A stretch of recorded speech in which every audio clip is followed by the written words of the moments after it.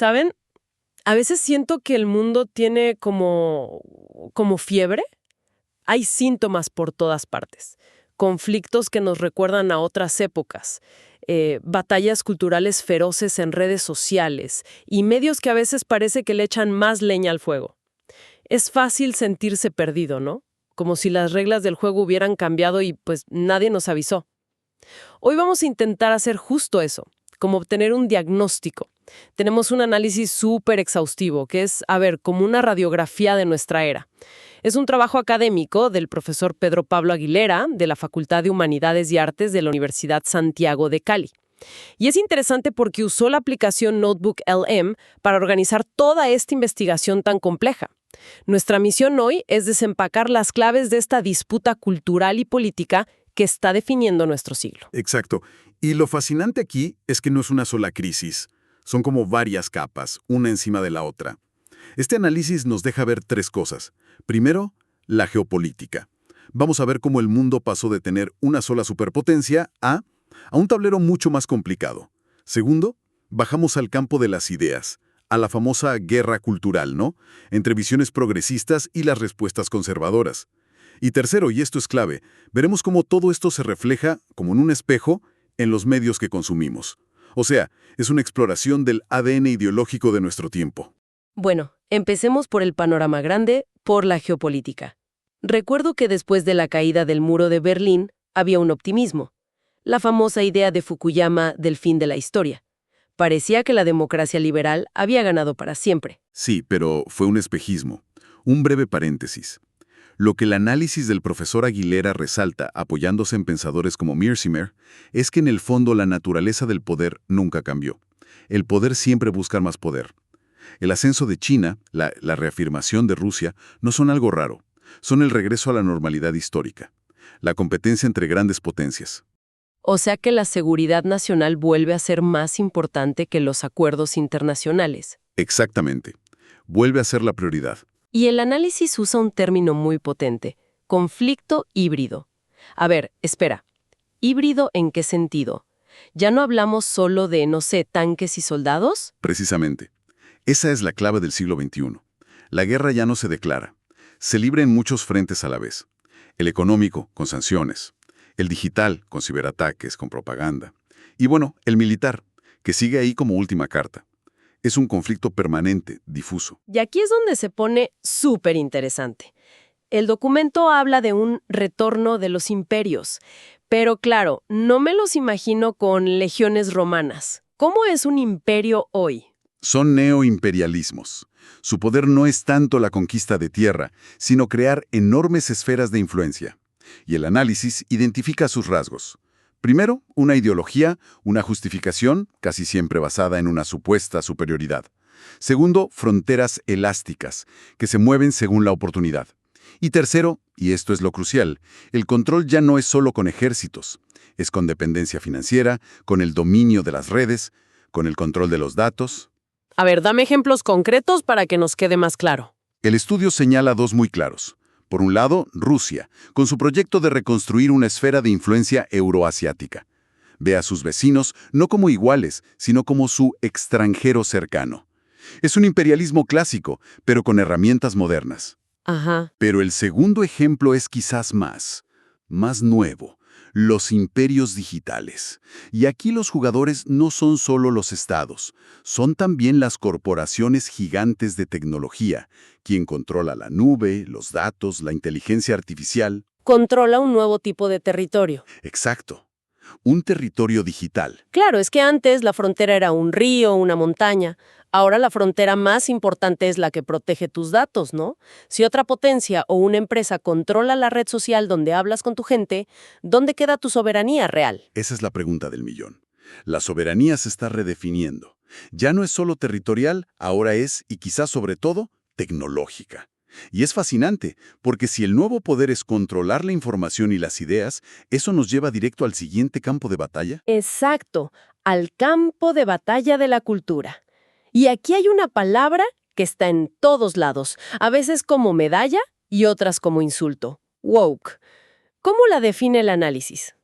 Bueno, originalmente, en la comunidad afroamericana, Staying woke era estar alerta a la injusticia racial. Hoy, el término se ha expandido, ¿no? Es como un paraguas para un montón de movimientos de justicia social. La base teórica es compleja, viene de la teoría crítica, con ideas como la hegemonía cultural de Gramsci. Un momento, detengámonos ahí. Hegemonía cultural suena súper académico.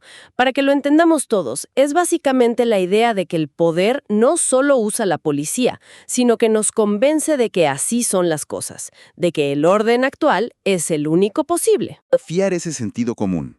Quiere descolonizar el pensamiento, cuestionar las normas de género, el racismo que está metido en las instituciones. Y el análisis reconoce que su impacto es ambivalente. Por un lado, es innegable que puso sobre la mesa temas cruciales. El movimiento #MeToo, por ejemplo, generó una conversación global sobre el acoso que era impensable hace una década. Sí, totalmente. Pero, por otro, sus críticos, según el documento, alertan sobre una cultura de la cancelación que, en vez de debatir, pues busca silenciar al otro. Y eso crea un ambiente de tribus que daña el diálogo. Y como en la física, a toda acción una reacción. El análisis describe cómo la derecha se ha reconfigurado para responder a esto, y distingue entre el neoconservadurismo de siempre, más institucional, y la alt-right, que es un fenómeno mucho más nuevo, nacido en Internet, más joven y a menudo ligado al nacionalismo blanco. Pero el estudio se enfoca en una perspectiva latinoamericana muy concreta, con figuras como el argentino Agustín Laje o el chileno Axel Kaiser. ¿Qué tiene de particular su enfoque? ¿Cómo adaptan esas ideas a nuestra región? Es que es fascinante ver cómo traducen ese conflicto global a la realidad de acá. Para ellos, la gran batalla de nuestro tiempo es entre un globalismo progresista, impulsado por organismos internacionales, y las mayorías que defienden valores tradicionales.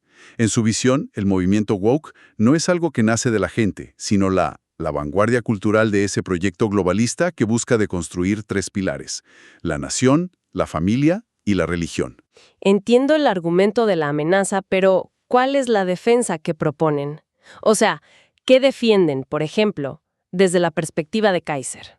Kaiser lo articula desde un liberalismo conservador. Él argumenta que la corrección política y lo que él llama ideología de género no son un avance, sino una forma de totalitarismo blando, un sistema que, sin campos de concentración, limita la libertad de expresión y reemplaza el mérito de la persona por su identidad de grupo. Entiendo el punto, pero me pregunto si el análisis distingue entre ese supuesto totalitarismo blando y lo que podría ser simplemente la evolución natural de las normas sociales, porque lo que una generación ve como corrección política asfixiante, la siguiente lo puede ver como educación y respeto básicos, ¿no?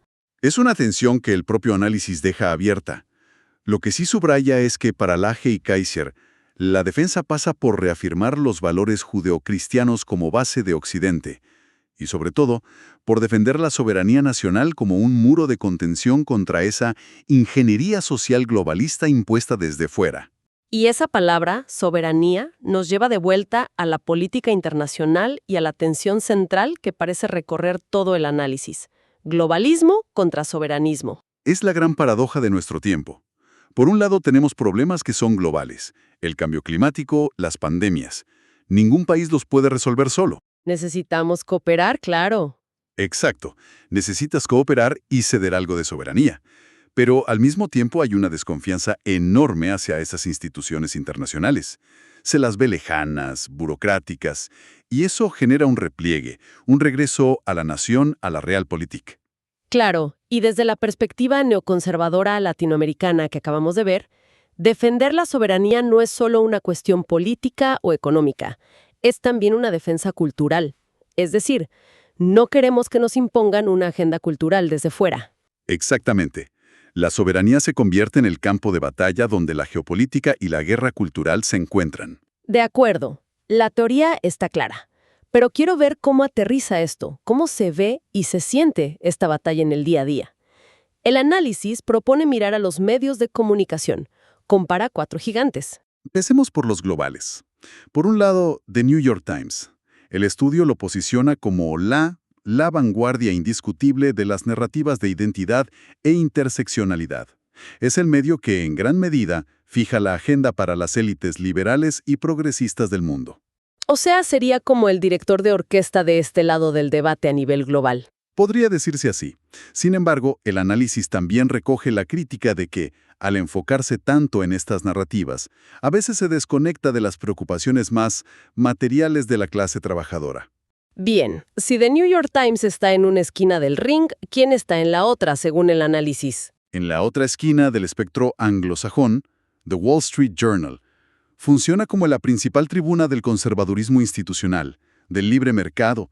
Es un crítico constante de lo que considera los excesos de la ideología woke, defendiendo la libertad de expresión, el mérito, los valores occidentales. Y lo hace desde una perspectiva que el texto llama burkeana. Burkeana. Otro término que necesita traducción. ¿Qué significa eso? A ver, pensemos en la diferencia entre remodelar una casa y demolerla para construir una nueva desde cero. Ok. La perspectiva burkeana, que viene del pensador Edmund Burke, prefiere remodelar. O sea, aboga por cambios cuidadosos, graduales, respetando lo que ya existe, porque teme que en el afán de demolerlo todo, se pierdan cosas muy valiosas. Es una filosofía de prudencia. Esa es una analogía fantástica. Queda clarísimo. Ahora, bajemos a Colombia. El análisis de los medios locales es muy revelador. Primero, la revista Semana. Aquí el análisis describe una transformación muy marcada. Pasa de ser una revista de centro liberalismo a ser un actor central de la polarización. La conclusión es que, más que defender una ideología coherente, hoy Semana parece capitalizar la indignación. A ver si lo entiendo. Más que un jugador con una camiseta ideológica clara, sería como un comentarista deportivo que vive de narrar la pelea con la mayor emoción posible para vender más entradas. Es una buena forma de verlo, ¿sí? El estudio la presenta como un medio que es termómetro y a la vez un potente amplificador de los conflictos de las élites urbanas colombianas. ¿Y qué hay del Tiempo? El diario más tradicional. El Tiempo intenta jugar otro papel. Busca mantener una posición de foro público, un espacio donde distintas voces puedan encontrarse. Su línea editorial es mucho más cautelosa, más institucionalista, pero en sus páginas de opinión se ve todo el debate, desde las columnas más progresistas hasta las críticas neoconservadoras más duras. Intenta navegar la polarización sin entregarse a ella. Exacto, que es un equilibrio cada vez más difícil. Al final, entender esto es como ponerse unos lentes especiales. Nos ayuda a ver que cuando leemos un titular, no solo consumimos noticias, estamos viendo un round más en esta gran batalla ideológica. Bien, si juntamos todas las piezas de este rompecabezas que nos ha proporcionado el profesor Aguilera, la geopolítica, la guerra cultural, los medios, ¿qué imagen final nos queda? Parece claro que no es una crisis pasajera, para nada. El análisis concluye que es una transformación sistémica, un cambio de era, y define sus características. Primero, una multipolaridad ideológica. Ya no compiten solo dos modelos, ahora compiten varias visiones de lo que es una buena sociedad. Segundo, y esta me parece una de las ideas más potentes, la cultura como infraestructura de poder. O sea, las batallas por el lenguaje, por la historia, no son distracciones. Son el verdadero campo de batalla. Exacto. Tercero, como resultado de eso, vemos la crisis del individuo liberal clásico de la Ilustración. Ese sujeto autónomo, racional. Hoy está cuestionado por dos frentes, por los colectivismos de la izquierda woke y por los de la alt-right. Ambos le dicen que su grupo es más importante que su individualidad. Y no podemos olvidar el factor que lo acelera todo, la tecnología. Fundamental. El concepto de soberanía tecnológica es la nueva frontera del poder. Quien controle la inteligencia artificial, los datos, definirá a los ganadores de este siglo. Y todo esto, sumado, resulta en la fragmentación y polarización que sentimos todos los días, y que los medios pues reflejan y a la vez exacerban. El gran desafío entonces es cómo nuestras sociedades van a poder gestionar esta inestabilidad permanente sin romperse, ¿no? Sin caer en un conflicto abierto. Y aquí queda una reflexión final que propone el informe. Concluye que el viejo orden está siendo reemplazado por un mosaico de poderes imperiales y resistencias soberanistas. La pregunta que nos deja flotando no es qué lado ganará, porque quizás no haya un único ganador. La pregunta es más profunda. En este nuevo y complejo mosaico global, ¿qué tipo de soberanía, nacional, digital o incluso individual, es todavía posible y deseable defender? Una pregunta para quedarse pensando mucho tiempo. Este análisis a fondo ha sido posible gracias al extraordinario trabajo del profesor Pedro Pablo Aguilera de la Facultad de Humanidades y Artes de la Universidad Santiago de Cali, utilizando la aplicación Notebook LL para estructurar su investigación. Y para quienes quieran seguir explorando temas fascinantes como este, les invitamos a visitar el canal de YouTube Cursos y Diálogos.